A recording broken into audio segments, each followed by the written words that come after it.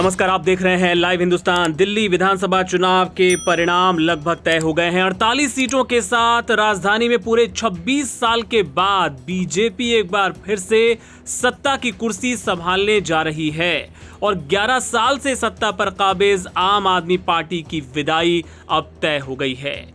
लेकिन चुनाव के आंकड़े जैसे जैसे सामने आ रहे हैं, उनसे ये पता चल रहा है कि कैसे कांग्रेस ने दिल्ली में कई सीटों पर आम आदमी पार्टी का खेल बिगाड़ दिया। और अगर कांग्रेस मैदान में ना होती तो क्या तस्वीर कुछ अलग हो सकती थी? क्या मुकाबला कुछ और टाइट हो सकता था? जो आंकड़े सामने आए हैं उनके जरिए आपको समझाने की कोशिश करते हैं कांग्रेस ने कैसे बिगाड़ा आपका खेल। ये 12 सीटों के आंकड़े देखकर साफ तौर पे पता चलता है। और खास बात यह है कि इन सीटों में पूर्व मुख्यमंत्री अरविंद केजरीवाल, इसके अलावा मनीष सिसोदिया और आम आदमी पार्टी का एक और बड़ा चेहरा यानी सौरभ भारद्वाज की सीट भी शामिल है। तो एक एक करके आपको बताते हैं। सबसे पहले अरविंद केजरीवाल की सीट देखिए। यहां 4089 वोटों से आम आदमी पार्टी यानी केजरीवाल हार गए और यहां पर कांग्रेस के प्रत्याशी संदीप दीक्षित को मिले कुल 4568 वोट। अब आप समझ सकते हैं जो हार का अंतर है लगभग उतना या उससे कुछ ज्यादा वोट संदीप दीक्षित हासिल कर ले गए और केजरीवाल चुनाव हार गए। इसी तरह छतरपुर में आम आदमी पार्टी 6239 वोटों से चुनाव हारी और कांग्रेस के प्रत्याशी को यहां 6601 वोट मिले। अब आ जाइए मनीष सिसोदिया की जंगपुरा विधानसभा सीट पर। सिसोदिया 675 वोट से चुनाव हारे। इस सीट पर कांग्रेस झटक ले गई 7350 वोट। तो माना जा सकता है कि अगर कांग्रेस का प्रत्याशी ना होता या गठबंधन होता तो शायद सिसोदिया ना हारते। इसी तरह अगर हम बात करें बादली सीट की, जहां पर कांग्रेस के प्रदेश अध्यक्ष चुनाव मैदान में थे देवेंद्र यादव, वो भले ही तीसरे नंबर पर रहे लेकिन वोट हासिल किए 41,071 और यहां पे जीत हार का जो मार्जिन था वो था 15,163 वोटों का। बीजेपी के अहीर दीपक चौधरी जीत गए और आम आदमी पार्टी के उम्मीदवार अजेश यादव को हार का मुंह देखना पड़ा। त्रिलोकपुरी का भी यही हाल रहा। यहां आम आदमी पार्टी को 392 वोटों से हार का सामना करना पड़ा और कांग्रेस के खाते में यहां पर आए 6147 वोट।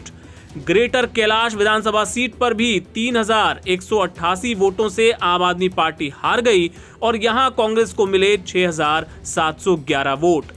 नांगलोई विधानसभा सीट की बात करें तो यहां आम आदमी पार्टी को 26,251 वोटों के अंतर से हार मिली और कांग्रेस प्रत्याशी को कितने वोट मिले? 32,028 वोट।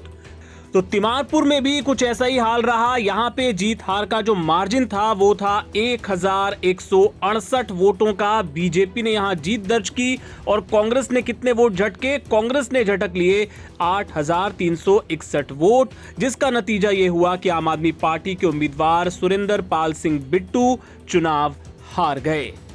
मालवीय नगर में आम आदमी पार्टी 2131 सीटों से चुनाव हार गई। कांग्रेस को यहां हासिल हुए 6670 वोट। राजेंद्र नगर में आम आदमी पार्टी 1231 वोटों से हारी और यहां कांग्रेस को मिले 4015 वोट।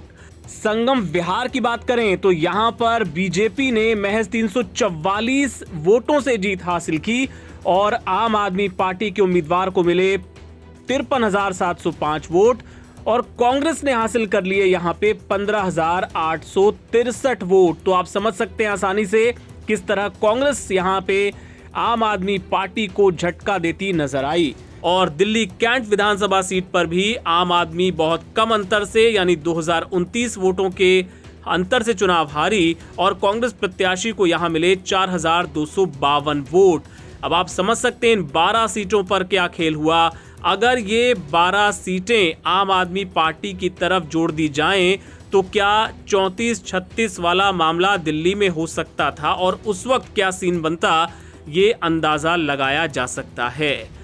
तो कांग्रेस जो कि मैदान में उतरे ना उतरे, चुनाव पूरे जोर के साथ लड़े ना लड़े, इसको लेकर बहुत कंफ्यूजन था, लेकिन पार्टी ने पूरा जोर लगाया, खूब जोर शोर से चुनाव प्रचार किया और उसका असर कहीं ना कहीं आम आदमी पार्टी के नतीजों पर पड़ा और अब सहयोगी लानत मलानत कर रहे हैं, कांग्रेस की भी आम आदमी पार्टी की भी, कि देखिए आपने गठबंधन नहीं किया और उसका हाल ये हुआ, उसका नतीजा ये हुआ कि बीजेपी का वनवास खत्म हो गया और बीजेपी अब दिल्ली में सरकार बनाने जा रही है। आपका इस पर क्या कहना है? और साथ ही इस तरह के और विश्लेषण आप चाहते हैं अगर, तो हमें कमेंट बॉक्स में अपनी राय बताएं। नमस्कार। आज दिल्ली के चुनाव के नतीजे आए हैं और जनता का जो भी निर्णय है, जनता का जो भी फैसला है, उसे हम पूरी विनम्रता के साथ स्वीकार करते हैं। जनता का निर्णय सर माथे पर। मैं भारतीय जनता पार्टी को इस जीत के लिए बहुत बहुत बधाई देता हूं और मैं उम्मीद करता हूं कि जिस उम्मीद के साथ और जिस आशा के साथ लोगों ने उनको बहुमत दिया है, वो उन सभी उम्मीदों और आशाओं पे पूरा उतरेंगे। हमने पिछले 10 साल में जनता ने जो मौका दिया हमें, उन 10 सालों में हमने बहुत सारे काम किए। शिक्षा के क्षेत्र में, स्वास्थ्य के क्षेत्र में, पानी के क्षेत्र में, बिजली के क्षेत्र में और भी अलग अलग तरीके से लोगों को राहत पहुंचाने की कोशिश की उनकी ज़िंदगी में, और दिल्ली के इंफ्रास्ट्रक्चर को भी हमने सुधारने की कोशिश की।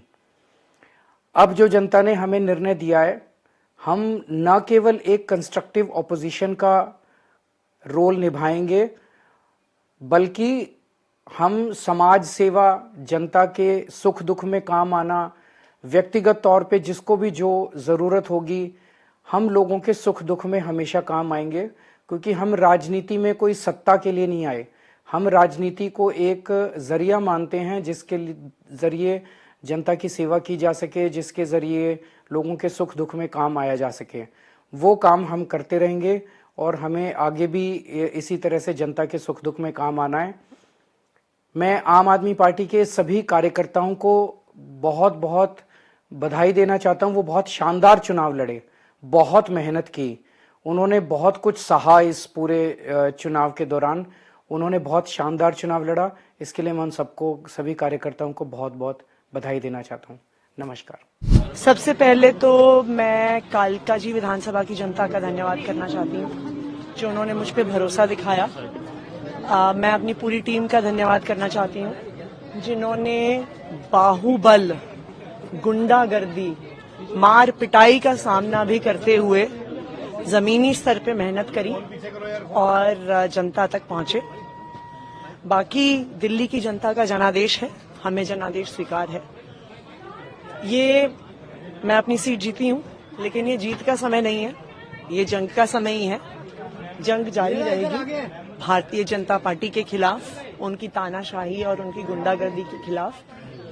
आम आदमी पार्टी हमेशा गलत के खिलाफ लड़ती आई है और हमेशा गलत के खिलाफ लड़ती रहेगी। ये जरूर एक सेटबैक है, लेकिन आम आदमी पार्टी का संघर्ष दिल्ली के लोगों के लिए, देश के लोगों के लिए कभी खत्म नहीं होगा।